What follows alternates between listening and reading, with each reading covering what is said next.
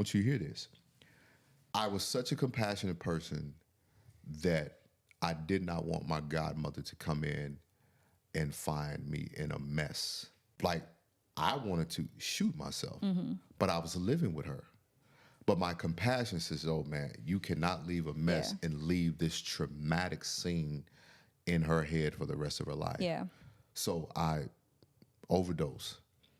And when we got on the other side of that and we're sitting down and we're having a conversation, and she says, Jay, you have to get some help. Why did you do that in my home?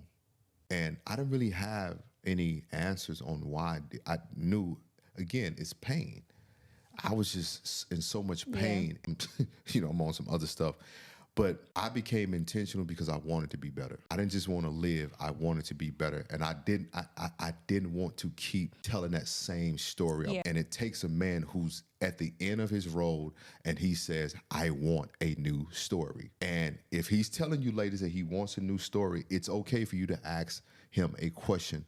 What does that look like? And I began to invest in myself. And after 2 years, because I was staying with her, and you know, after 2 years, I came to her. I was always creating programs. And I told her, I said, I think I want to go back to school and become a therapist. And so she sat me down. I was staying with my godmother at 32 years old and trying to figure out life. And she said, if you're going to go to school, you're not going to move out. She says, you're going to stay here till you finish. She said, my godmother was never able to have kids. And so I became her godson. And so she said, nope, I want you to have peace as you're going through this process. She says, you're not going to pay any bills.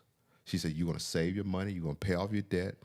And I was a trainer. She says, I need you to have a place where you can focus. And through that investment, I often tell brothers, I share that with them, through that investment, I finished my degree. I finished everything that I started, I finished. I said, how did you know? She said, because you took the first step and invested into yourself first. And she said, when I saw that, I was willing to take the next step to support you. Yeah.